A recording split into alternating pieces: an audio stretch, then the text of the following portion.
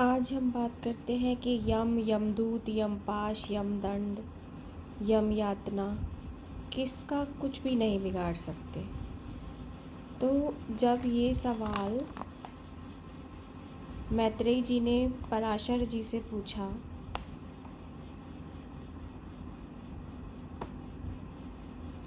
कि हे महामुने, सातों द्वीप, सातों पाताल, सातों लोक, ये सभी स्थान जो इस ब्रह्मांड के अंतर्गत है, स्थूल सूक्ष्म सूक्ष्मतर, स्थूल स्थूलतर जीवों से भरे हुए हैं। ऐसा कोई भी जगह नहीं है जहाँ कर्म बंधन में बंधे हुए जीव ना रहते हों। लेकिन आयु के समाप्त होने पर ये सभी यमराज के वशीभूत हो जाते हैं और उन्हीं के आदेशानुसार नरक आदि अनेक प्रकार की यातनाएं भोगते हैं। उसके बाद पाप भोग के समाप्त होने पर वे देवादि योनियों में घूमते रहते हैं। मुझे ऐसा कर्म बताइए जिसे करने से मनुष्य यमराज के वशीभूत नहीं होता। पराशर जी ने इसके लिए उनको एक कहानी सुनाई। उन्होंने बताया कि एक बार अपने अनुचर को हाथ में पाश लिए देखकर यमराज ने उनके कान में कहा, भगवान मधुसूदन के शरणागत व्यक्तियों को छोड़ देना, क्योंकि मैं वैष्णवों से अतिरिक्त और सब मनुष्यों का ही स्वामी हूँ।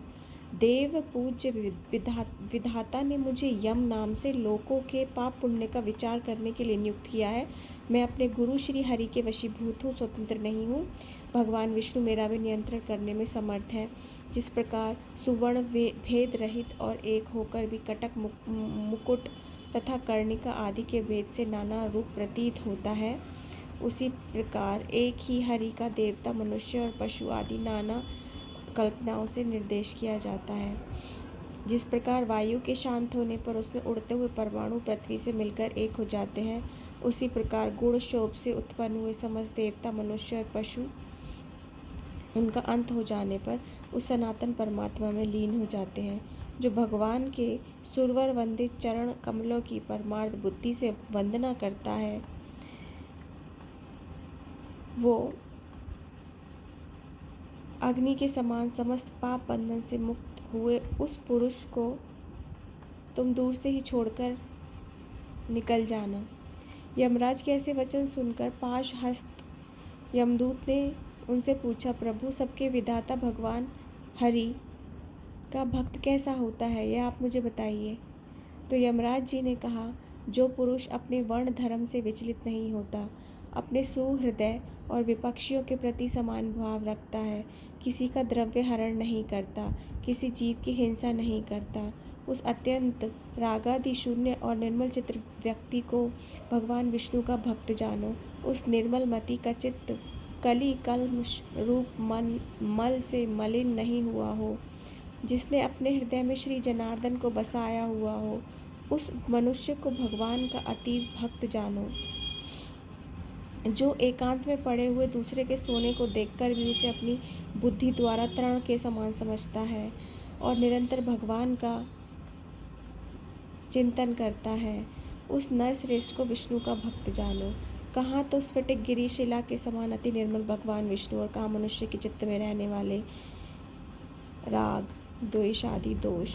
इन दोनों का संयोग किस प्रकार हो सकता है। चंद्रमा के किरण जाल में अग्नि तेज की उष्णता कभी नहीं रह सकती। जो व्यक्ति निर्मल चित्त, प्रशांत, शुद्ध चरित्र, समस्त जीवों का सुहृद, प्रिय और हितवादी तथा अभिमान एवं माया से रहित होता है, उसके हृदय में भगवान वासुदेव सदा निवास करते हैं। उस सनातन भगवान के हृदय में विराजमान होने पर पुरुष इस जगत में सौम्य मूर्ति हो जाता है। जिस प्रकार नवीन शाल वृक्ष अपने सौंदर्य से अपने भीतर मरे हुए अति सुंदर पार्थिव रस को बतला देता है।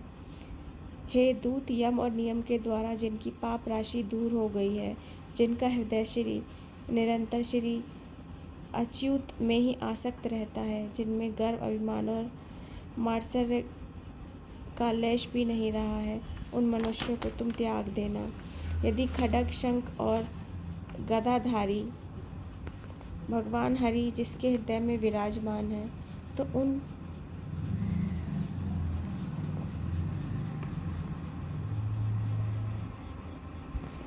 पाप नाशक भगवान के द्वारा सभी के पाप नष्ट हो जाते हैं। सूर्य के रहते हुए भला अंधकार कैसे ठहर सकता है? जो पुरुष दूसरों का धन हरण करता है, जीवों की हिंसा करता है, मिथ्या और कटु भाषण करता है, उस अशुभ दुष्ट बुद्धि के हृदय में भगवान नहीं टिक सकते। जो कुमति दूसरों के वैभव को नहीं देख सकता, जो दूसरों की निंदा करता है, साधु जनों का अपकार करता है, संपन्न होकर भी न तो श्री विष्णु की पूजा करता है और न उसके भक्तों को दान देता है, उस अधम के हृदय में श्री जनार्दन का निवास नहीं हो सकता। जो दुष्ट अपने परम सुहृद बंधु बांधव, स्त्री पुत्र कन्या, माता पिता और भाई के प्रति अर्थ तृष्णा प्रकट करता है, उस पापाचारी को भगवान का भक्त मत समझो। जो असत कर्मों में लगा रहता है, नीच पुरुषों के आचार और उन्हीं के संग में उन्मत्त रहता है, वह मनुष्य रूप पशु ही तो है। वह भगवान वासुदेव का भक्त नहीं हो सकता। यह सकल प्रपंच और मैं एक परम पुरुष परमेश्वर वासुदेव ही है। हृदय में भगवान अनंत के स्थित होने से जिनकी ऐसी स्थिर बुद्धि हो गई हो, उन्हें तुम दूर से ही छोड़कर चले आना। हे कमल नयन, हे वासुदेव, हे विष्णु, हे धरणीधर, हे अच्युत, हे शंख चक्र पाणे, आप हमें शरण दीजिए। जो लोग इस प्रकार पुकारते हो, उन निष्पाप व्यक्तियों को तुम दूर से त्याग देना। जिस पुरुष श्रेष्ठ के अंतःकरण में भगवान विराजते हैं, उसका जहाँ तक दृष्टिपात होता है, वहाँ तक भगवान के चक्र के प्रभाव से अपने बल वीर्य नष्ट हो जाने के कारण तुम्हारी अथवा मेरी गति नहीं हो सकती। वह महापुरुष तो वैकुंठ आदि लोकों का ही पात्र है। अपने दूत को ऐसी शिक्षा देकर सूर्यपुत्र धर्मराज ने कहा कि जिसका हृदय निरंतर श्री विष्णु भगवान में लगा रहता है, उसका यमदूत, यमपाश, यमदंड, यमयातना कुछ नहीं बिगाड़ सकते।